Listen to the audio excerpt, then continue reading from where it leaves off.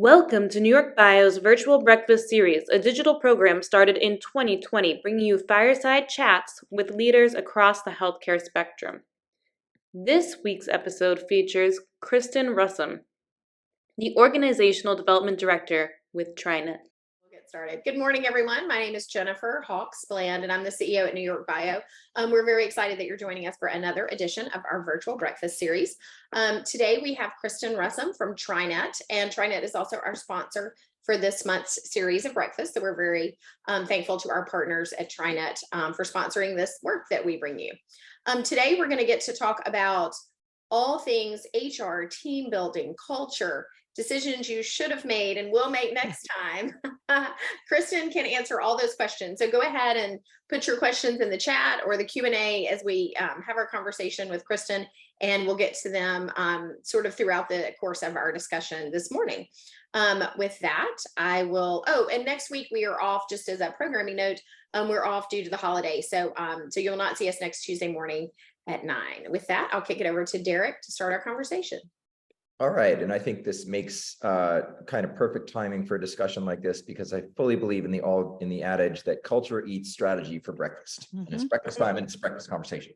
So, Kristin, it is wonderful to have you. Why don't we wind the clock back, and why don't you tell us a little bit about how you got where you are? Because I think you have a really interesting story that kind of lays the groundwork for a whole bunch of stuff that we're going to talk about. Yeah, thanks. Well, I've been around for a minute. I started, actually I went to school and got my accounting degree, and that I think surprises a lot of folks when they find out what I do currently from an HR perspective. But I was in accounting for about 9 years, crying on the way home because I hated my job and it just wasn't the right fit for me.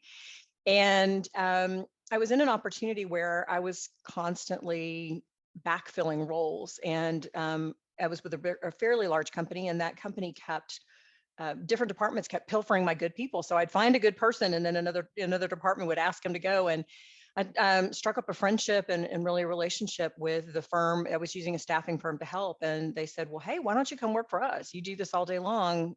That's great." So I ended up moving into that role, and from that role, I was actually in sales and reaching out and calling on CFOs, accounting managers, payroll managers. As you can imagine, having an accounting background just allowed me to have really robust conversations with what are you looking for, and actually understanding what the needs were versus ticking the box.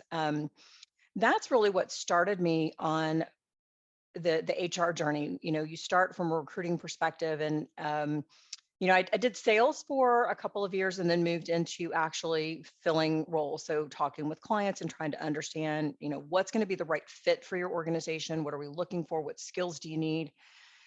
And I'll tell you, it was always such a challenge, that role, because employers, and this is a constant battle right now, employers always want 100% match of, bringing somebody in. I want all of these things ticked and tied before I bring somebody in. Well, employees don't want the same job that they've been doing. They want a job that's a stretch. So, it was a constant education for me to work with clients and say, listen, we need to aim for 80%. Let's aim for 80% with the ability to lift and train somebody, and so they're enthusiastic about the role. Yeah. I would love to say that I was, completely successful with that. It was always a bit of a battle to try to get people to move that direction. Yeah. Let's see. From there, I stayed in the staffing industry for a good number of years, and then had an opportunity to move into a small business in Atlanta. They had a manufacturing arm and a sales arm. So it was sales and manufacturing, and I started in payroll. That was one of my first jobs in an accounting perspective. So I started with payroll, and then, noticed that their HR needed some shoring up and just ways that they were doing things. So I think that's really the official start of my HR career, where I moved into that and stayed there for quite a while. And loved it. I mean, absolutely loved it. It was a great opportunity, primarily because I got to see a side of business, which is manufacturing, that a lot of folks don't get to see, and kind of going behind the scenes and seeing how things are made is really fascinating. But because it was a sales organization and I'd actually done sales before, the ability to communicate with people in the sales space was great. And, candidly, recruiting is sales. It's just, it's Yep. just a different kind of sale, right? I'm trying to, sell you on the benefits and the perks of this organization, what's so great about it. And, you get the same sort of high bringing in a potential candidate that a salesperson does, getting a new client and landing a new opportunity there. I moved into a larger manufacturing organization, and they were a manufacturer and a co-packer. So that co-packing relationship was with Procter and Gamble, and that really exposed me to just some amazing concepts because we were subject to good manufacturing processes. We subscribed to lean manufacturing, trying to incorporate Six Sigma, and then because we were a co-packer for Procter and Gamble, had to adhere to all of their audit standards. Like if you're a co-packer for us, you have to basically live up to our standards. And so getting through those audits. So it was a really interesting thing just to see how that all worked. And, what are the elements of, obtaining ISO certification or obtaining these various certifications and what you needed to keep up with that and what were the people impacts. That opportunity also had some union. And so I got some exposure to the collective bargaining agreement and, what are the challenges there. Gosh, I feel like I've been doing this now a while and I'm very long in the tooth, but I ended up moving out to California. And moving to California, not only was a culture shock from, somebody that had been living in the South and the Midwest, but from an HR compliance perspective, it's a whole different ballgame in California. And so it was a really, for me, a bath by fire, first off, learning all the compliance obligations in California. And I was with a large sales organization there. That's probably the only company that I've worked for that was, exceptionally huge, 30,000 employees. And, you really are a bit of a number in that gig. And then I took an opportunity getting back into a smaller space with a bank, a mortgage bank. And again, just a completely different experience for me. Highly regulated, Dodd-Frank laws, real estate laws, banking laws, all of those things, and a really varied group of people that had been cobbled together through acquisition. So that organization had probably 15 different unique cultures that they were dealing with. And trying to understand who am I talking to now and what's the norm? What are the norms there? What are the behavioral norms so that I understand how to give, the right coaching and advice and, but that organization is as highly regulated as it was. There were some elements of the Wild Wild West. Again, it was a sales organization. So, salespeople love them. They, they are motivated differently than other individuals. And so you have to kind of figure out, how to appeal to that motivation and how to connect to it and get them to see, no, we can't just fire this person because, things were not going well for a week. We need to have a little more of a process and a little more scripted process there. And in that organization, there are times. Yeah, We've all thought it. I know there was this one time I had one of the offices call me up and they said, hey, we need to let, Susie go. And okay, well, tell me a little bit about what's going on. I mean, the fact that they called me and told me they wanted to do that before just firing the person, that was progress, right? I was considering that, making progress. Solid first step right there. That's good. Baby steps. And they said, well, this person just really isn't, they haven't been performing. I said, okay, great. Well, send me over the information and, let me think about what are steps we could do or should do. But, certainly I'll take it under your advisement.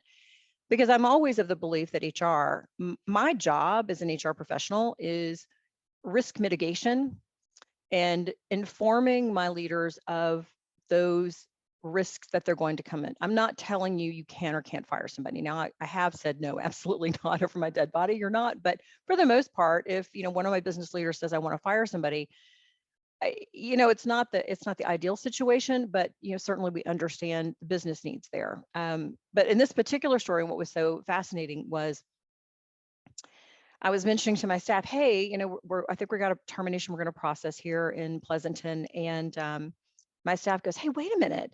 I just filed her performance review.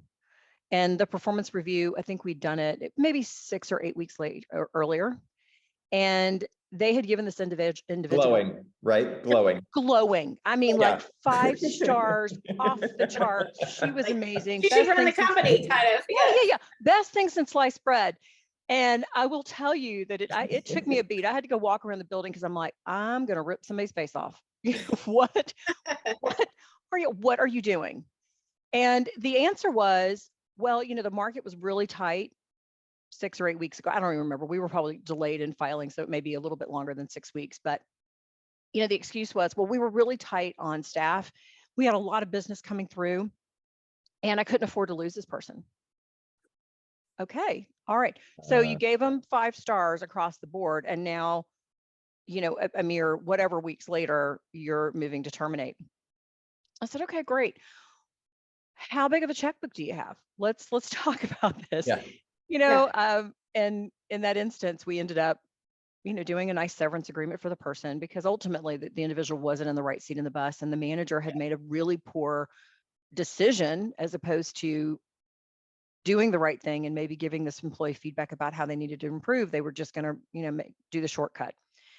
And that was not the nail in the coffin, but I did understand that I was experiencing burnout in that particular environment. And so an opportunity with TriNet popped up, and I thought, well, you know what? Hey, that could be kind of cool, working with all kinds of companies. Yeah. I'd been in a leadership role I think I got promoted into leadership when I was 24. I didn't know anything. And so it was an opportunity actually for me to step back and go, I'm just going to be an individual contributor. And I loved it. Just that the idea of working with clients and multiple clients. And, Derek, I'd mentioned HR on steroids, because when you work in a PEO, TriNet's got, 20,000 clients now. And of course, I didn't have that many clients in my book, but I had maybe 80. Mm-hmm. And, that's still quite a bit of, that pivot between what's the culture, what's going on, and different verticals and different sizes and different stages, startup to they've been around for 15 years to they're on the downswing and they're thinking about letting people go. I mean, so it really was just this amazing opportunity to just hone my craft and really get dialed in on elements of HR. And the difference between a TriNet relationship and then being in-house, one of the things that I think a lot of HR people, I won't say suffer from, but when you're in-house, you have a lot of angst around managers making poor decisions or, behavior not in keeping with your cultural norms, your cultural values, and then all of a sudden you get EEOC violations. And, I had many of those, like EEOC letters that came, or demand letters, Equal Employment Opportunity Commission. So it's sort of the first step if somebody's going to make a discrimination claim. And those, when you get those types of claims, they are really all-consuming. It is a level of distraction that you've not seen. That, with a demand letter and all of the information that you're having to pull together. And so when you're in-house HR, I took that very personal. How did this happen? How did we get there? What can we learn from it? How do we do better? How can I coach managers to not make, similar mistakes, or even if there wasn't a mistake? And that was probably the worst part, is when you had, I remember getting one EEOC letter, and it was a discrimination claim. And it was in response to the manager putting an employee on a PIP, or a performance improvement plan. And I remember just having to manage the manager's distraughtness about, I'm being accused of being a racist, I'm being accused of being discriminatory, I'm being accused of, these types of things. And, not only did I have to manage the issues, because the employee remained employed with us, but managing the manager's emotional, and I think that's one of the bigger challenges when we think about, and not to sidebar, but when we, one of the when I talked about like HR, my job is to mitigate risk. And I take that very seriously because I've seen firsthand the distraction that happens. And then the manager was going sideways because he felt that he had been called out personally for his own Yeah. personal morals and values. And and there's really it just was difficult. And so when I think about how I work with my clients now, it's, let's try to avoid those. Let me tell you how awful that is. And, let's do the right thing and let's follow some best practices. So where I am now, again, still with TriNet, and I've moved into an organizational development role where I'm still client facing. I manage a team of amazing consultants, but the work that we do now is extremely gratifying because it's really working on the proactive. How do I make my organization better? How do I do things differently? We do a lot of work around culture, or organizations that come to us with, hey, we've grown exponentially, and with every hire that you get, right, your culture distorts just a little bit, and you'll find companies all of a sudden go, gosh, we've really gotten off track. Our values don't hold water anymore, or we need to have more conversation around values. And so that is a foundational work for us, is to get in and really help leaders and founders to rediscover their path and what makes sense, and to then figure out how do they disseminate that and make sure that that culture continues throughout the organization. What we find often, that founder's culture, because that founder has the opportunity to touch every person in their organization. So culture tends to be very tight. Mhm. The further people get away from the founder, then that's where you get that culture bleed and that opportunity to really recalibrate that and to make sure that you're on the right path. So that's kind of the short story of my life and how I got there. And now I moved from Northern California, and I now live in Tennessee, which works out brilliantly because I'm Central Time and can support my East Coast clients and my West Coast clients without working just crazy hours. Yeah. So I had a question for you. Yeah. So, biotech is a weird animal, right? Mhm. And it struck me as you were talking that there are probably, two really good ways to get good at biotech. And the first way is to be in biotech your entire career.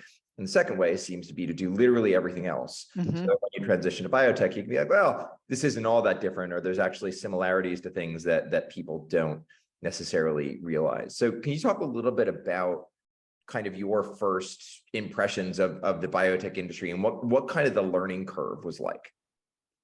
Because Yeah. biotech is not CPG, right? So. That is true.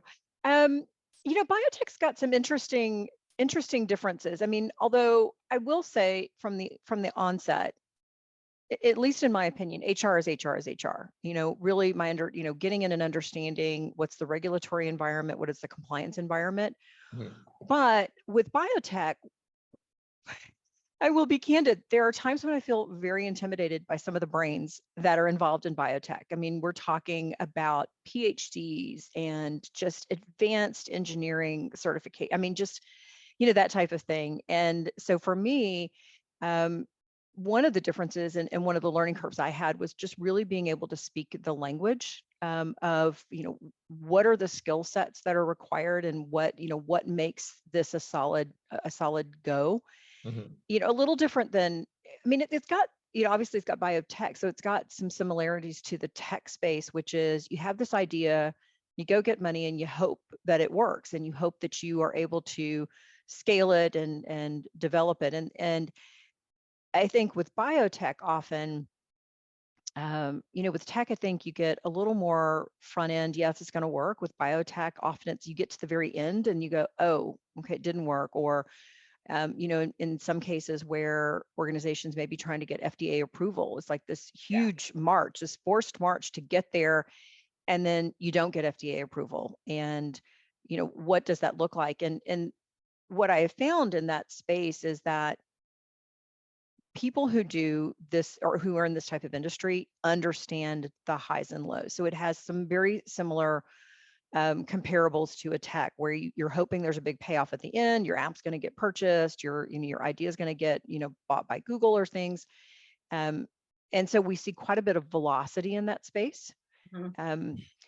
But then on the other side, I also see individuals who stay forever and who aren't, change can be a little bit challenging, but just because of the nature of what they do, head down, butt up kind of work. And they're in a lab and working. So I don't know. I think that sort of answers your question, Derek, in terms of, what it takes. Yeah. Do you think that there's let's step back just a little bit, right? So that was sort of like big picture industry, Yeah. right? And then let's for lack of a better word, okay, let's do a little case study, right?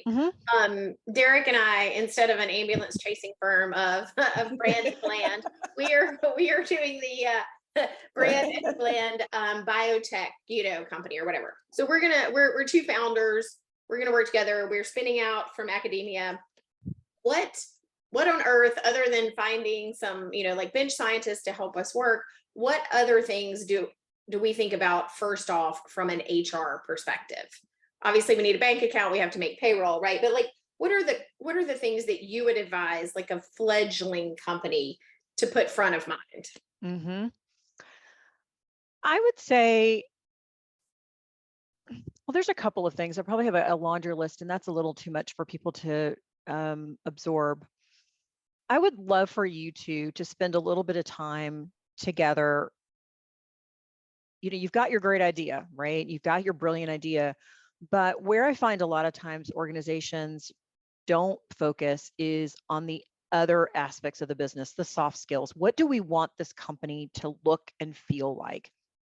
And often when I talk to small startups and ask them to describe their culture, often they can say, oh, we're innovative, we're blah, we're cutting edge. Okay, well, tell me, how does that actually show up? Let's think about that.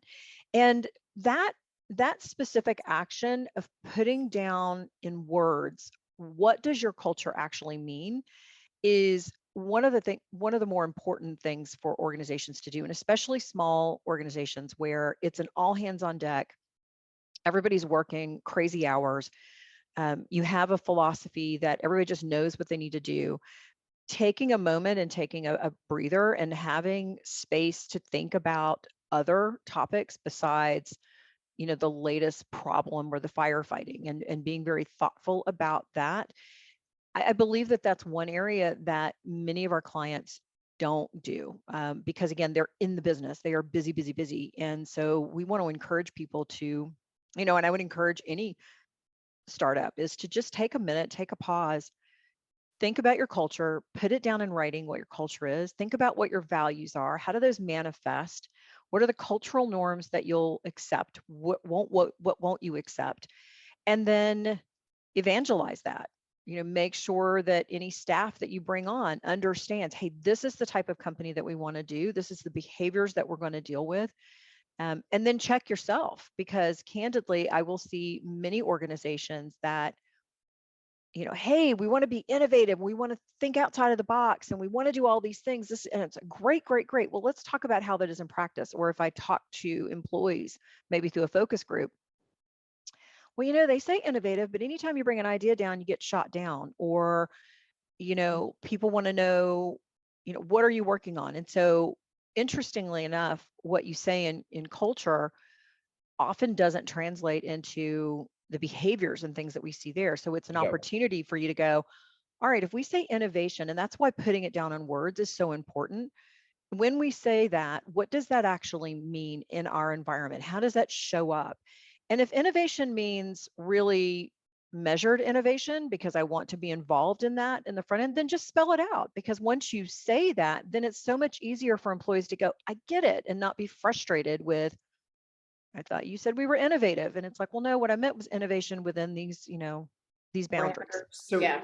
so I want to dig in here a little bit, right? Because this is putting things down in writing, you get into this exercise where you wordsmith around stuff that you think you want to write. So can you talk a little bit about that process, and frankly, folks that may or may not really know how to translate their actions into words, right? There are, if you can write, Chat GPT can write you something where you tell it what your values are and it'll be fine. right? But the interesting case study is the folks that aren't good at living it, but write down what they think they want, right? So what do you do with Aspirational. that dichotomy, right? How do you fix that? How do you fix the people that write down something that they want to be, but really kind of aren't yet? I don't want to discourage anybody from that aspirational approach. It is really that idea of this is what we want to be, this is what we want to be when we grow up.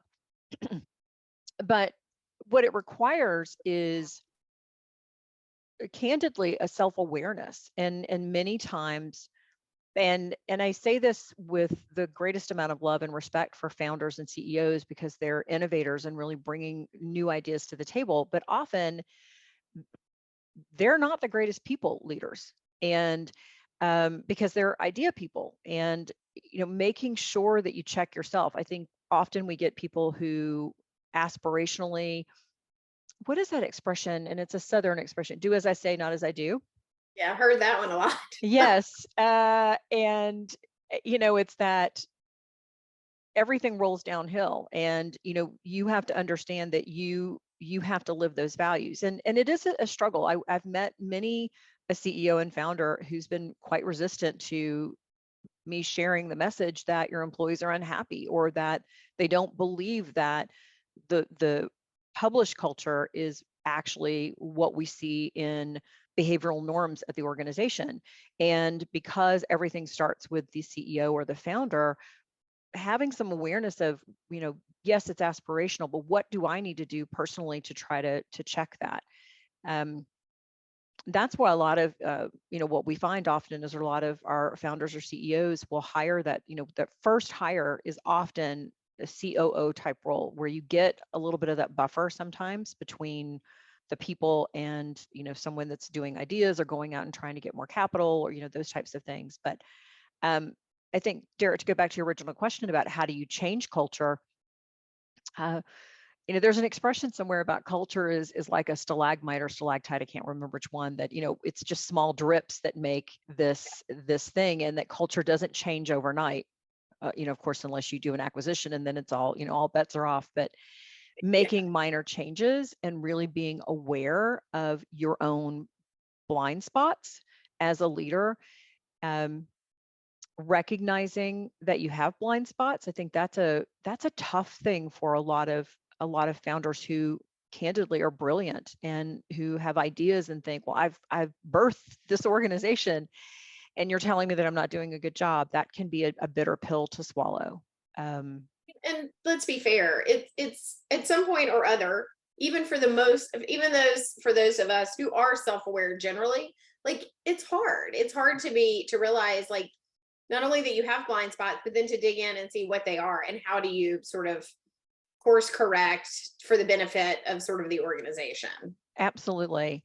I think it's important for founders to create an open environment where people can share feedback and ask for feedback. I mean, you think about, I was reading a book the other day, and they were talking about Steve Jobs and how he approached his leader meetings, and asking people to be dissenters. And if you let him go forth with a really bad idea and you didn't pipe up, he's going to skewer you. And so I think really good founders have this opportunity of surrounding themselves with different ways of thinking, finding people who fill the holes that you have. Again, that requires some awareness of what your holes are.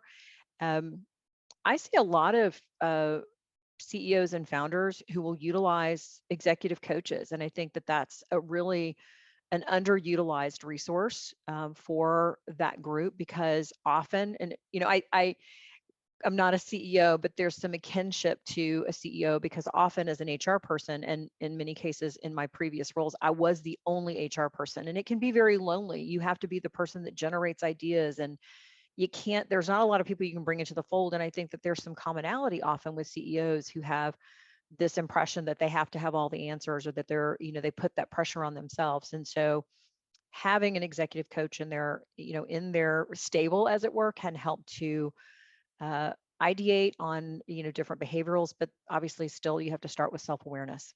Mm-hmm. So we had a good question from the audience. So basically he's saying that, so if we can accept the criticism, work is needed, then what does that work look like, right? Like, what are the steps somebody would take, like concrete steps, to live up to the ideals that, your mission statement is? Mhm. Well, first off, I think you need to be very, let's do that aspirational. What do we want it to look like? What does that look like? And then again, for me, it's documenting it. It's you can't just talk about it. It has to be memorialized. It has to be written down. And then being very candid about, okay, then let's get real. What are we seeing right now? What isn't it doing? And often when we do culture exercises, it can be difficult for some of our clients to say how it shows up, but they can say how it doesn't show up. And so that's a really good exercise of figuring out, okay, what is the behavior we don't want to see? So let's really identify that. And then being able to share that and being very candid with staff and saying, okay, here's where we are. Does anybody disagree that this is what we're living with? This is where we want to be. And let's take we're going to do this or we're going to do that, or when. And it's a hard habit to break, right? When you think about ways that you might manage people, you have to be very open and respectful of dissenting opinions, and that can be a challenge sometimes. So I don't know that I can give this perfect road, but it does start at least in my brain, with writing it down and figuring out where the gaps are. What are we doing well? What aren't we doing well? Um, you can do a SWOT. I mean, SWOT's brilliant. And do a SWOT on your culture. What are your strengths? What are your weaknesses, opportunities, and threats? What are the things that you need to be thinking about? And then developing specific actions. My accounting background comes into play now because I am very much attuned to what's the ROI on behaviors and activities that we do. And so thinking about, well, how would we measure success? What would that look like? We'll see more X. We'll see less of Y. Figure out what those little elements are. And we've got really smart people on the call, I know. It's just following that roadmap. So it's easy work, but it's not easy work. So, okay. We'll do one on one. I usually would turn this into a two-parter, but let's start with the first part. Okay. So, if I'm a CEO and I have a small biotech company, what do you do when I tell you that we're too small? I don't need HR, right? What do you do when that happens? Well, I agree and say you probably don't, especially if you're small, but you need to recognize and appreciate that then all of your leaders are HR, and you have to pick up and carry the weight. And so you need to be educated on HR best practices, what can and can't you do. I mean, so first off, you've got to make sure that you eliminate risk. So your managers need to be trained on appropriate recruiting, appropriate performance. How do we deal with performance? What are our cultural norms around performance? How do I effectively terminate somebody? Sort of those kind of broad strokes. Do we have wage and hour laws tidied up? Do we have I-9s complete? I mean, just the rudimentary basics that require. Then if you don't have HR, then you've got to have HR spread and everybody owns a little bit of it. So what do you do if, okay, so we're going to keep, I actually have one more after this one too. So, all right, I'm the stick in the mud. My board tells me that I have to hire you. Yep. Right. The board tells me that I have to hire TriNet. We need HR. Not my decision. I didn't want to do it. How do you work with CEO to get to the point where me, the stick in the mud CEO, sees, what you do as valuable? How do you turn that tide? That's a really great question. The risk that HR people have is, my job again is to mitigate risk and to eliminate lawsuits. And so if we don't ever get a lawsuit, do I get to pat myself on the back and say, see, you had me, we never got a lawsuit? It's a tough spot. But what I would challenge CEOs to do is to look at the return on investment. And I think that's where, if you're going to hire your HR person, that, hiring somebody that's got business savvy and can really put dollars and cents to any initiative that they're proposing, that's what at least my experience has spoke to my CEOs. I can put into dollars and cents what this is going to look like. If I can shore up recruiting where we eliminate the revolving door in your organization, I'm paying for myself right there, because mathematically we know what turnover costs the organization.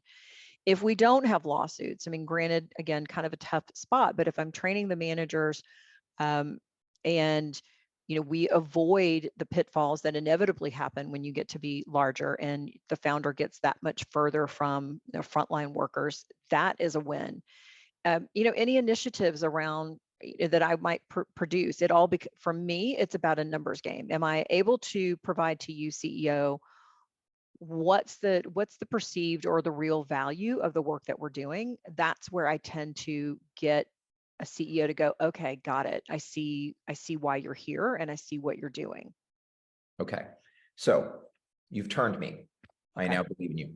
Now, our company has about 12 people, and I have 2 senior scientists, both of whom are good at what they do, both 2 things that are ever so slightly different, and they can't get along. 12 people, company needs to grow, huge personality clash, hired them both for their skills. And this is so I wasn't the CEO at this time, but this is a very real life example. Real example, huh? Right. So you kind of have 3 options, right? They either need to work together. One of them may have to be in charge, or you have to put somebody above them, right? Because I will recognize So they're my button heads because ineptitude there's here. no, Like, I am not, let's assume I am not that person, right? Mhm. I have not made it so that they are contiguous. What do you do? Well, that's a tough one. I think, It was. can't, yeah. It was very hard. Especially because when you've got 12 people, it's all hands on deck. You can't, Yep. and I think about what's the distractionary cost there of this, where you in whatever role are playing, you're playing umpire or, sort of referee between two issues. There's a couple things I would say, resetting expectations for the role and standards of communication and having a very open conversation with each individual goes back again to those cultural norms around how do we communicate with each other. Yeah. Very clear and defined roles about, who does what by when. And then helping those 2 people to really understand conflict resolution and crucial conversations. And I would invest in some training with these individuals, because those challenges that they're going to face will be with them wherever they go. So they need to figure that out. And then looking at some sort of reward system for how do I reward the behavior that I want to see, which is getting along and working together. When you start to, lead with carrots as opposed with sticks, I do see that turn. Now, that being said, I've seen other scenarios where, for example, you might need to promote somebody, or maybe you need to, have them report to someone else. The difficulty with that is you haven't really tackled the underlying issue, which is you've got 2 adults who aren't working together, who have just personality clashes. Yep. And And just, adults is used liberally in that scenario. say that again, I adults. said adults is used liberally in that scenario. The other challenge There are too, days where I go, what, really? the other challenge too is that it has the potential to split the rest of the team. It does. Right? So especially in a small company, you get these factions that, even among junior people, one of the things that happens is you have people that are now afraid of speaking up, because you have people that are not quite as confident in their roles who really almost kind of try to pick a side for want of self-preservation. Yeah, well, you nailed it right there. It's a self-preservation. It happens more than a lot of times. This happens more than you think it would, because as you grow, like adding that senior level scientific person is a big expense. Usually has a lot of value tied to it, because it has kind of binary data or scientific value at the end of whatever it is they're doing. So it's a high pressure hire. And, like you said, a lot of times the folks that are the CEOs are coming out of a PhD or scientific environment where they haven't had to do this before. Right. They haven't had to manage people. They haven't had to deal with they've been very focused on in their world. And people are very, what's the word I'm looking for? unpredictable. It's not widgets that we're doing, right? And so um, when I see those type of environments, typically what I'm witnessing is there's power plays. People are unsettled. They don't know where they fit in the organization, who's on first and who's not. And so that's where, again, kind of putting on paper, like, what is it that we expect these individuals to do? How are you going to be successful in this role? And being very crystal clear with people about that success. And it's not just the work, it's also the interaction with people, and putting that down into a job description that says, hey, here's how you're going to be successful. So when I see those conflicts, often it's because managers are uncomfortable leaning into those difficult conversations, because when you're telling somebody you're being a butthole, that's not always Technical an term. easy, yeah, that's a good term. It's not always an easy conversation to have, and you have to have facts and figures to back that up. And humans by nature are conflict resistant.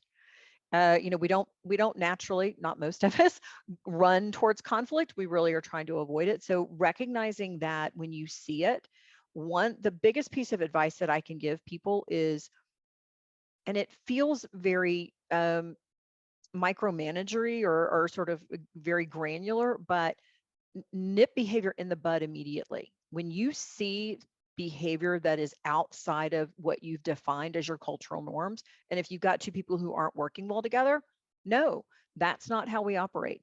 And a lot of times people will think, well, that's, I don't want to make a big deal about something, or it's a mountain out of a molehill. Those little things accumulate. And the first time you see someone that isn't keeping with what you have an expectation of, calling them aside and saying, hey, I need to tell you that wasn't cool. And here's how we really want to act. And I want to give you the opportunity to make it right. So what do you think? So we have a question from the Yeah. audience. It goes to what you're just saying now, but it's specifically, what should the CEO do if two leadership team members, right? Let's say the chief business officer and chief financial officer, we're just picking it, right? So C-suite have a verbal conflict in front of the CEO. Like scenario, or like role play that out for us, right? Like they get into a squabble in the break room in front of you and everyone else. Like how does a sort of a first time CEO, how do they handle that so it doesn't impact the morale of everyone else, but yet reinforces that that's not how we behave in the workplace? Wow. I think we're talking about real life examples, right? Yeah, no, this is a really good question. I like this one. It is a good one. As the CEO, I would encourage them to have conversations with their directs, together and separately, reinforcing, hey, that's just not how we operate. I'd like to understand it. I think what's great, not great, but like in that scenario where you have two leaders who are comfortable having conflict, I think really becomes, is the conflict productive? Because as a CEO, I would want people to encourage dissenting or opposing or even conflict. Not everything is supposed to be like, if you're telling me yes all the time, then you got to be lying to me. So it's okay to have that kind of dissent. Again, being very clear and mindful about how that type of dissent is supposed to be manifested.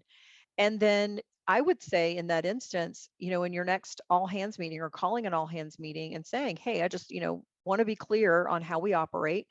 And, so and so and so and so had a disagreement. We as a company want disagreements. We want to have conflict. Unfortunately, that didn't manifest in the way that it should have. We're going to do better. And Yeah. so, really being upfront and transparent about where you fail. When CEOs think, I can't show behind the curtain. It's like the Wizard of Oz. They can't see that I'm human, or they can't see that, we don't have all the answers. I will tell you that when we see that type of behavior, that humility and that understanding that I don't have all the answers, but I do know that this is how I want people to operate, that really buys a lot of loyalty. People will stay with leaders like that wherever they go, because they understand, like they know where they are, they know, they know that they're going to get the right answer, and that they're going to, like to whatever extent the CEO can share information, that they'll try to do that. And people feel really connected to that type of messaging. So let me ask a question. Let me kind of flip Derek's example Yeah. on its head earlier, right? Instead of the two senior scientists, right, that are staying, right? How do you know? And I think this is another sort of real life example. How do you know when you shouldn't keep trying with an employee? Like, how do you know at what point you have to make a change? And I think Right. that's probably really hard too, because with early stage companies and founding CEOs, so much of the individual self-worth is also tied up in their hires, right? Yes. And that extension of the work. And I mean, in many cases, institutional knowledge that's walking out the door. You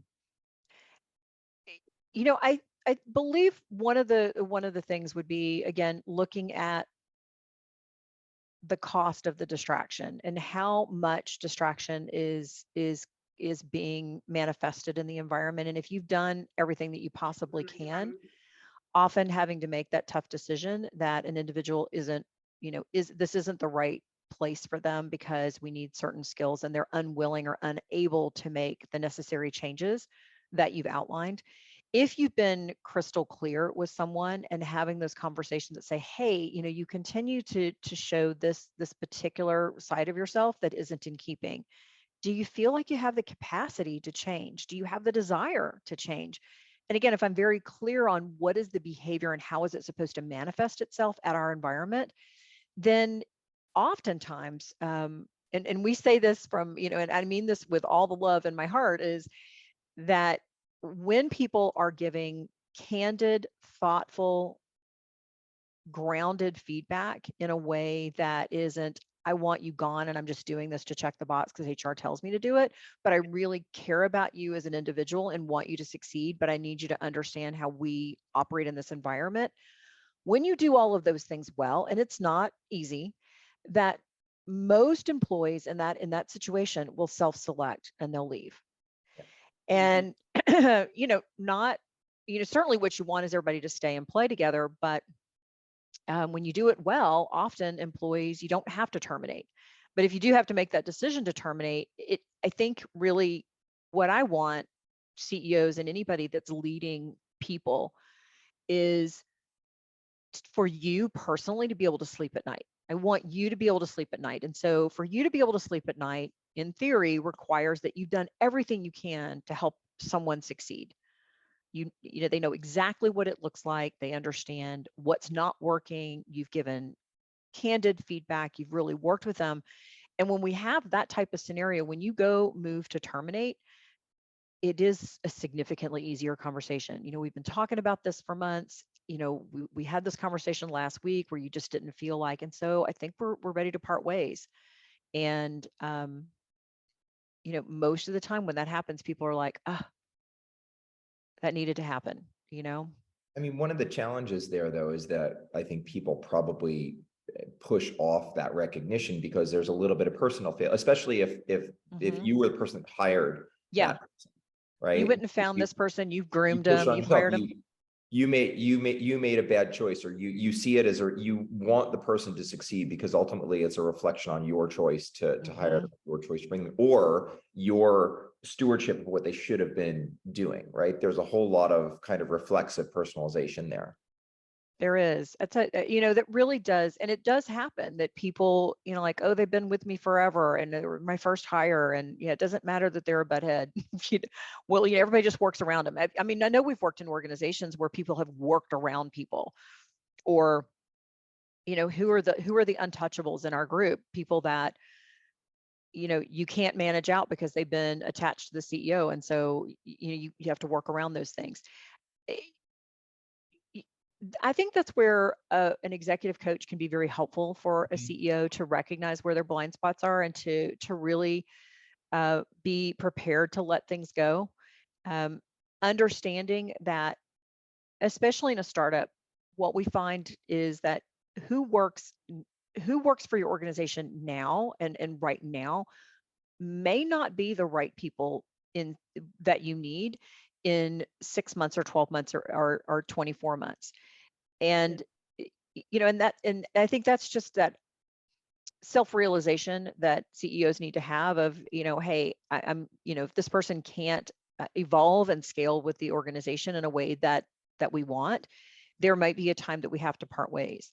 I actually love the executive coach trend, especially if you think about the fact that if they're working with younger CEOs, biotech is a long run industry. It is. People tend to be, in it for life. And if what's happening now is the younger CEOs are getting kind of, training, et cetera, and even just, self-awareness training, speaking as an obvious patient and customer for said product, right? Like, even if it's just that, like doing that early in their career will pay incredible dividends for later, and will actually be building a better set of leaders for the future. It really will. And being very clear, often if you have a good coach, they will help you to understand what your blind spots are and areas that you want to work on. I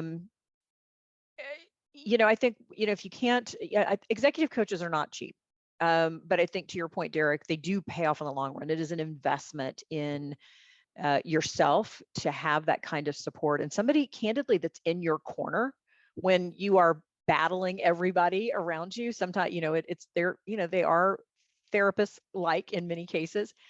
But if you can't afford that, looking at ways to get feedback from your direct leaders, 360 evaluations can be useful. I say that with a bit of trepidation, because 360 reviews can also backfire. But if CEOs go into those conversations or those asks of their employees with very open-minded perspective, hey, I really want your feedback, I really want to improve, and knowing that they may hear difficult messaging, and understanding that the first time you do it, you're not going to get anything, and it's after repeated ask where people see, oh yeah, they really want to do this. And for me, is if you're a CEO and you get, hey, in meetings, have you ever noticed that you shut people down? Great piece of constructive feedback. What do you do with that as a CEO? Well, you tighten that up, you fix that problem, if that, and so that people then see, oh, I gave some feedback and now I see different behavior.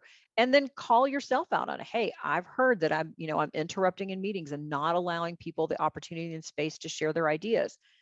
I'm going to do better, and I want you to hold me accountable, and it starts today. And so having that really transparent conversation, that humility there, will start to allow other employees to say, hey, when you did this didn't work. And so those are opportunities, every opportunity. But it's tough. I mean, that's a tough, who wants to be that vulnerable and be that open and say, hey, what am I doing wrong?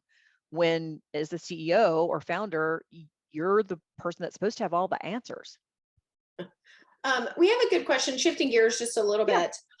So we have a good question from the audience about what is the HR chatter regarding the longevity of remote work and its effects on organizational culture. It says, what happens when you have a clash of the hustle/entrepreneurial environment with a more loose remote employee environment?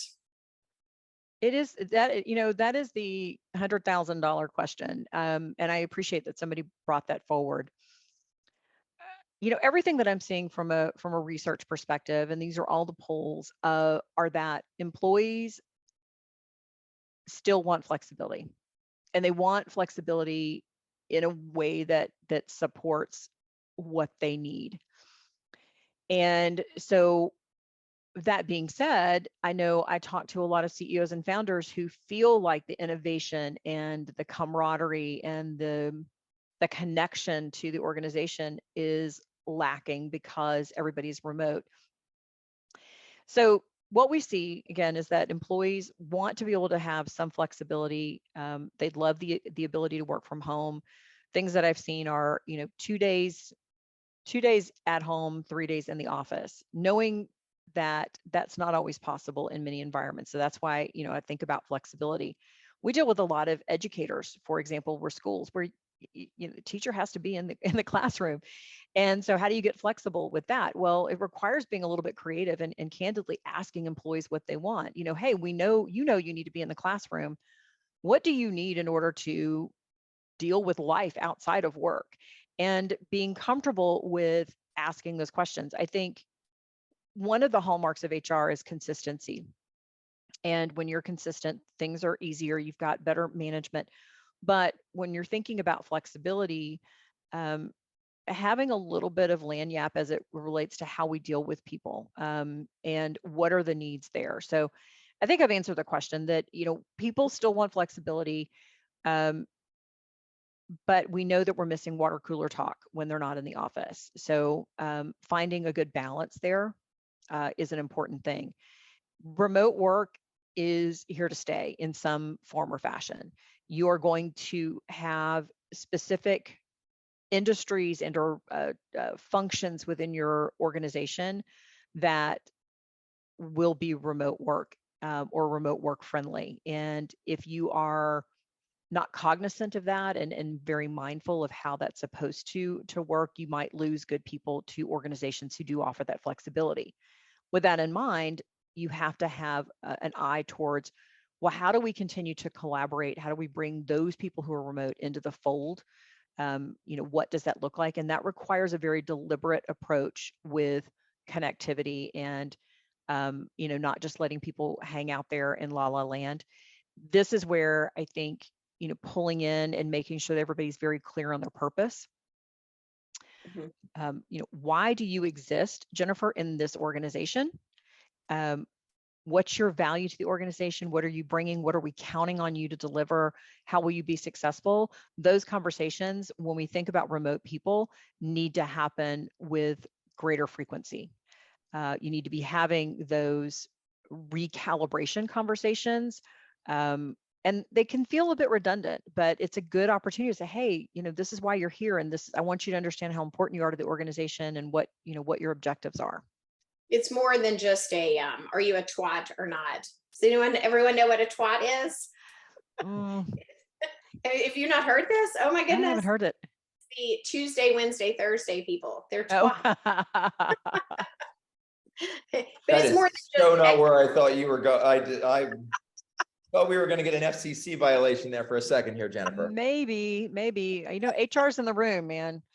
Yeah, no, actually, do we need to pull Jennifer aside and have a sidebar? We might need to have a conversation that about, we expect on a webinar. Hey, this is our cultural norms This is how here. we talk. Created the UK term for Tuesday, Wednesday, Thursday workers. I love it. Yes, UK-esque. Yes, in Britain that would be fine. Absolutely. We have time for one last question, and we had a one back. So let's close out with going back to a specific sort of biotech related question. Sure. It's a question that says, do you feel the incentive structures in biotech sufficiently encourage effective teamwork and problem solving? It says specific issues might be pay inequality, stock options for senior leaders, and rewarding length of experience rather than creativity or capability. It's sort of like how should a company think about the incentive structures as it relates sort of to HR and culture? Wow, that's a big question. And I applaud the person that put that out there, because it means you are thinking about how to reward people in a way that connects them back to the mission. We see a lot of times in startups where, there's not a lot of cash flow. And so it becomes an equity play. And so people have, they get equity as part of their compensation, and then we get some grandfathered in and some legacy programs that are there. And then you get into the pay equity element. Being cognizant of where your deficiencies are and being very clear and mindful about why somebody is paid a different way than the way everybody else is. When you have those types of conversations and really get underneath it, it requires you then to put to words again, why am I paying John different than Mary? And when you're able to spell that out, oftentimes you'll find, okay, yeah, I've got a legitimate reason for doing that. Or you go, you know what? I'm just paying John because he's been here longer, but really everybody's bringing equal value. And I need to have a conversation with John saying, hey, things have changed. We're changing the structure. Often I think people believe that you can't fix something, but like you've gotten down a path and you're paying somebody well over what market is, you can fix that. I mean, it's not an easy pill to swallow, but you can fix that. It just means leaning in and doing the work to figure out where you want to be as an organization. I'm not sure. I mean, I feel like we could have a whole other hour to talk about compensation and incentives and, so, kind of yeah. ways to structure that and think, how do you have triggers? But I always, the principle of keep it simple, stupid, the KISS principle, when you're thinking about incentive programs, they need to be simple. They need to be understandable. Everybody needs to understand, how am I successful? And if this is convoluted, it's this, and it's a very subjective thing, those lose value. And you might as well not even spend time putting them together. They really have to connect. Do your incentive plans reward the behavior that you want to see? Do they incent the behavior that you want to see? Having often an external person looking at your incentive program who doesn't really understand your business can say, hey, that doesn't make sense. That can be really helpful. Often when you're in the moment trying to drive these sort of things, you think, oh, that makes perfect sense. I get it because I'm in the business. Great. I know, sorry. I feel like we could spend a whole hour on incentive. No, we could. This is honestly, we could probably charge for this. This is basically we can go from webinar to seminar. I love it, like free HR advice. Let me, Yeah. but you'd have to let me show some slides. People need to see some pictures and some pretty Well, graphs and such. I don't know. I know. Slides cost extra. You're gonna have to pay us for that. That's true. That is true. All right. On that, Jennifer, you want to close out? So thank you so much, Kristin. This was really helpful, and I love the questions people had. So thank you for joining us today. Thanks to TriNet for being our sponsor, and we look forward to seeing everyone at the next virtual breakfast. Wonderful. Everybody have a great day. Memorial Day weekend, everybody.